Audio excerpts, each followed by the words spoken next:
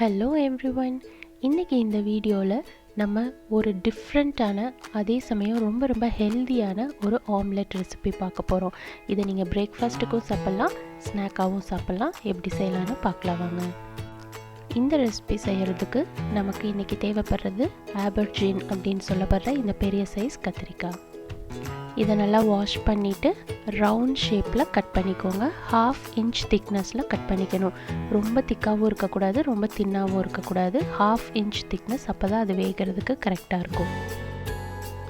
இப்போ இதோட சென்டர் பார்ட்டில் ரவுண்டாக கட் பண்ணி ஒரு சென்டரில் ஹோல் வர மாதிரி எடுத்து வச்சுக்கோங்க. எல்லா பீஸுமே இதே மாதிரி கட் பண்ணி அந்த சென்டர் பார்ட்டை தனியாக எடுத்து வச்சுக்கோங்க.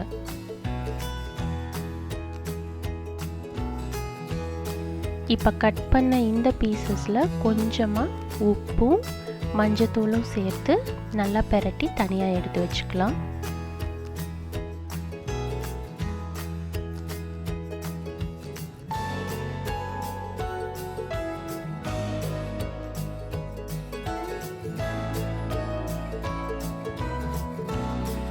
அடுத்தது நம்ம கட் பண்ணி எடுத்து வச்ச அந்த சென்டர் பீசஸ் இருக்கு இல்லையா, அதை இந்த மாதிரி பொடி பொடியாக நல்லா கட் பண்ணி எடுத்து வச்சுக்கோங்க.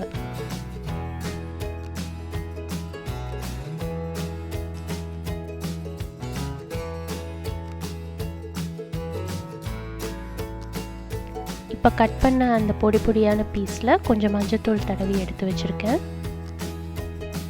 இப்போ இது கூட பொடி பொடியாக நறுக்குன வெங்காயத்தை சேர்த்துக்கலாம். அடுத்தது பொடியாக நறுக்குனா கொத்தமல்லி இலை. இது கூட இதில் ஒரு 1/2 டீஸ்பூன் அளவுக்கு சீரக பொடி சேர்த்துக்கோங்க. அடுத்தது 1 டீஸ்பூன் அளவுக்கு சாட் மசாலா பவுடர். அடுத்தது ஒரு 1/2 டீஸ்பூன் அளவுக்கு கரம் மசாலா பவுடர். 1 டீஸ்பூன் அளவுக்கு தனியா பவுடர். 2 டேபிள் ஸ்பூன் அளவுக்கு அரிசி மாவு இதில் சேர்த்துக்கோங்க.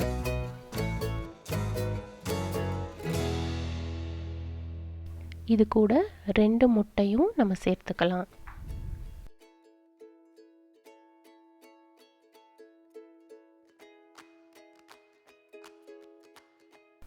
இப்போ இந்த ஆம்லெட்க்கு தேவையான உப்பும் கொஞ்சம் சேர்த்துட்டு நல்லா மிக்ஸ் பண்ணிக்கலாம்.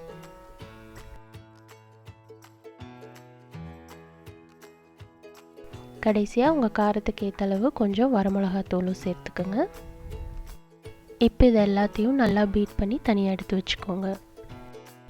இப்போது ஒரு பேன் எடுத்து அதை சூடு பண்ணிவிட்டு அதில் நான் இன்றைக்கி பட்டர் சேர்த்துக்கிறேன். உங்களுக்கு விருப்பம் இல்லைன்னா எண்ணெய் கூட சேர்த்துக்கலாம். இப்போ பேன் நல்லா சூடானதும் நம்ம வெட்டி வச்சுருக்கோம் இல்லையா, அந்த ஆபர்ஜினை அதில் வச்சுருங்க.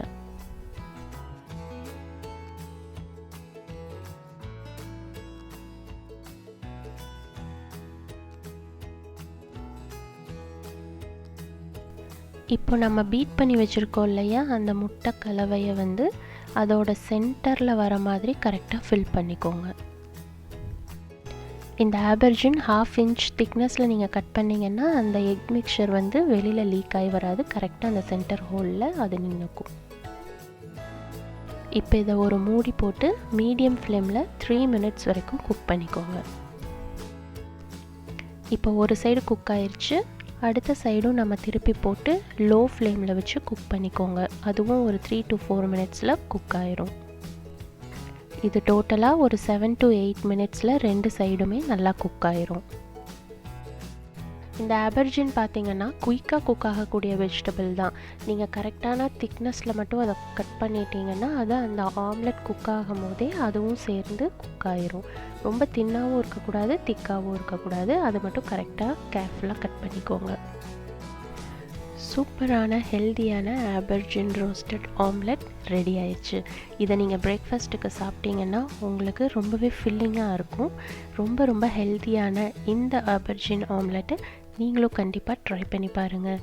இந்த வீடியோ உங்களுக்கு பிடிச்சிருந்தா கண்டிப்பாக மறக்காமல் சப்ஸ்கிரைப் பண்ணுங்கள், லைக் பண்ணுங்கள், உங்களோட ஃப்ரெண்ட்ஸ் கூட ஷேர் பண்ணுங்கள்.